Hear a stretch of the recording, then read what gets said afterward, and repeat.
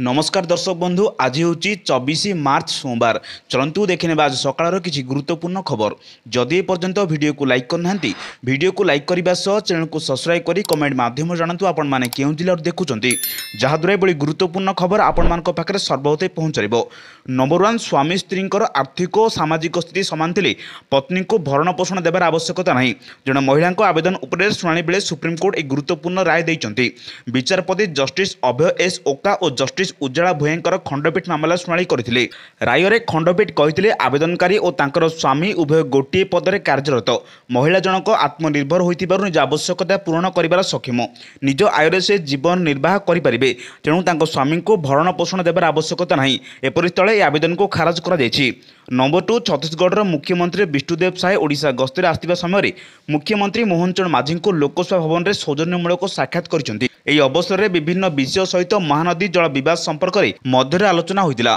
सौहार्द्यपूर्ण वातावरण ए विवाद रे आपस समाधान पाई मुख्यमंत्री श्री माझी परामर्श देइथिले। दुई राज्य परस्पर पड़ोशी राज्य एवं उभय राज्य मध्य भाषा और भावगत सामंजस्य मध्य रहिछि बोली मत दैछन्ति मुख्यमंत्री श्री मोहन माझी। उभय राज्य में जनसाधारण हित दृष्टि तुरंत समाधान होगा आवश्यक। नंबर 3 जल संरक्षण जल परिचालन में सरकार सबुठार बड़ भूमिका रही किंतु एथिरे व्यक्तिगत स्तर में तथा गोष्ठीगत स्तर में समस्त निज निजर योगदान रखा नितांत आवश्यकता बोली मुख्यमंत्री मोहन चरण माझी विश्व जल दिवस अवसर में प्रकाश करछन्ति। मुख्यमंत्री विभिन्न राज्य सहित थिबा जल विवाद विषय में आलोकपात करी कहिथिले जे ओडिशा सहित जल को नहीं जोटी विवाद अच्छी ताकू आमे गुरुत्व सह नैचु तार त्वरित समाधान करा जिवो। महानदी को नहीं छत्तीसगढ़ सह विवाद चली। आज लोकसभा भवन में छत्तीसगढ़ मुख्यमंत्री को भेटा अवसर में यह विषय आलोचना होता। नंबर 4 चलित वर्ष नवेम्बर डिसेम्बर मासरे भारत और दक्षिण आफ्रिका मध्य 5टी T20 और 3टी दिनिकिया मैच सीरीज खेल। एने दक्षिण आफ्रिका दलर भारत गस्तर कार्यसूची प्रकाश पाई। डिसेम्बर 9 बारबाटी आंतर्राष्ट्रीय T20 मैच अनुष्ठित हो। दक्षिण आफ्रिका विरोध में भारत T20 मैच खेल। नंबर 5 मयूरभंज जिला गस्तर राजस्व मंत्री सुरेश पूजारी गत गुरुवार बांगिरीपोषी ब्लॉक अंचल में कालबैशाखी प्रभाव में होता क्षतिग्रस्त अंचल गुड़िक बुली स्थिति अनुधान करिसेंति। तांको सहित राज्य सरकार गृह और नगर उन्नयन मंत्री डॉक्टर कृष्णचंद्र महापात्र अछंती। मंत्री सुरेश पूजारी भुवनेश्वर हेलिकप्टर जोगे आसी 10:30 रे बांगिरीपोषी मिनी स्टाडियम ठारे अवतरण करथिले।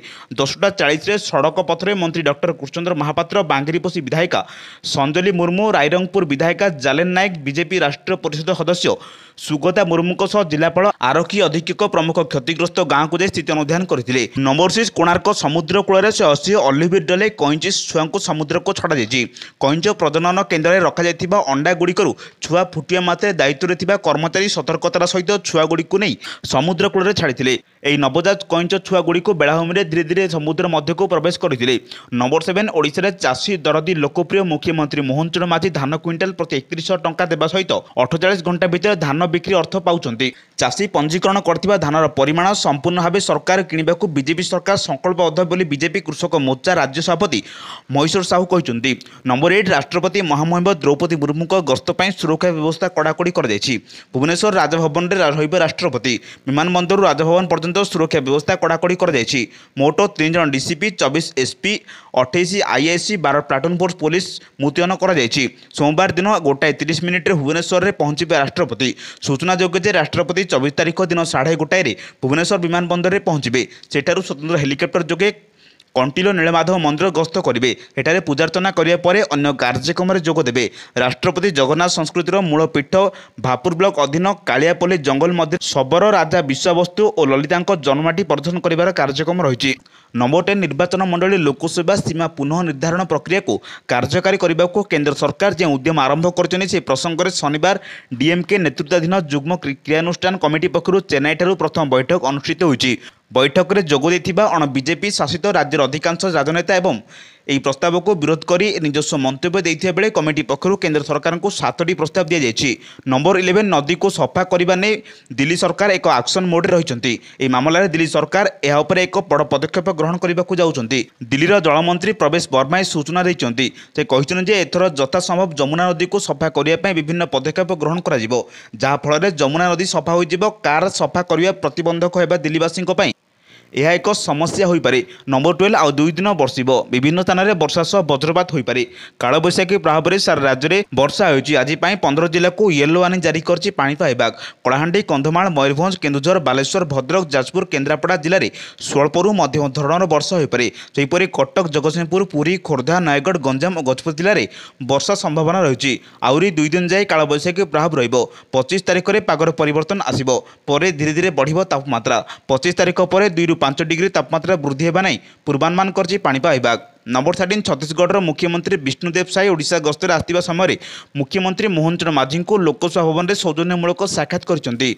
एही अवसर में विभिन्न विषय सहित महानदी जल विवाद संपर्क में उभयों मध्य आलोचना होता। सौहार्दपूर्ण वातावरण यह विवाद में आपस समाधान पर मुख्यमंत्री श्री मोहन माझी परामर्श देते। दुई राज्य परस्पर पड़ोशी राज्य एवं उभय राज्य मध्य भाषा भावगत सामंजस्य रही मत दे मुख्यमंत्री श्री माझी कहते उभय राज्य जनसाधारण हित दृष्टि यार तुरंत समाधान होगा आवश्यक। छत्तीसगढ़ मुख्यमंत्री श्री साय या सकारात्मक मतामत प्रकाश करते सदासर्वदा अपेक्षा समाधान सपक्ष अच्छा। आलोचना जरिया समस्यार उपयुक्त समाधान हो पारे से मत देते। उभय राज्यर मुख्यमंत्री यह विषय पर गुरुत्व दे यार शांतिपूर्ण समाधान पर रास्ता बाहर करने को एकमत होइचंती। नंबर 14 केंद्र सरकार पियाज उपर 20% रप्तानी शुल्क को हटाई देइचंती। एप्रिल 1 रु ए निष्पत्ति लागू हो बोली राजस्व विभाग पक्षरु शनिवार जारी विज्ञप्ति में प्रकाश पाई। पियाज जोगाण सुधार एवं दर स्थिर होगा खाउटी व्यापार विभाग सुपारिश पर निष्पत्ति नहीं जाइछि। घरोई बजार में उपलब्धता बढ़ावा पूर्व केंद्र सरकार पियाज रप्तानी उपर कटकणा लगाइथिले। या सहित एक सर्वनिम्न रप्तानी मूल्य लगाइथिले। 2024 सेप्टेम्बर कटकणा लगा जाइथिला। रबी फसल उत्पादन वृद्धि अनुमोदन रहिथिया बेले कटकणा को उठाई दिया। नंबर 15 मोहन माझी मंत्रिमंडल में 6टी मंत्रिपद खाली पड़ी। ए मंत्रिपद लगे केंद्रीय नेतृत्व राज्य नेतृत्व सह घन घन बैठक करुँच। क्यों आधार एवं क्या अग्राधिकार दिज्व मंत्रिमंडल संप्रसारण कर मानस मंथन चली। मंत्रिमंडल नहीं बारंबार बैठक भितर शनिवार विलंबित राति पर्यंत बीजेपी राज्य कार्यालय में पुणे एक गुरुत्वपूर्ण बैठक बसीला। बीजेपी राष्ट्र साधारण संपादक अरुण सिंह ओडिशा आसथिया बेले मुख्यमंत्री मोहन चरण माझी आलोचना करछन्ती। बैठक में राज्य सभापति मनमोहन सामल, बीजेपी राज्य प्रभारी एवं संगठन महामंत्री प्रमुख उपस्थित थे। कहुई बैठक में राज्य मंत्रिमंडल संप्रसारण नहीं पुंखानुपुंख आलोचना होती। विधानसभा बजेट अधिवेशन पर मंत्रिमंडल संप्रसारण हो पारे। यह गुरुत्वपूर्ण खबर पाइबा आम चैनल से जोड़ी रुहतु। जदि एपर्यंत वीडियो को लाइक करना वीडियो को लाइक करने सह चैनल को सब्सक्राइब कर कमेंट माध्यम जानतु आपण मैंने क्यों जिले देखुं जहाँद्वारा गुरुत्वपूर्ण खबर आपण मान पाखे सर्वोदय पहुँचार। ब्यूरो रिपोर्ट सावधान ओडिशा।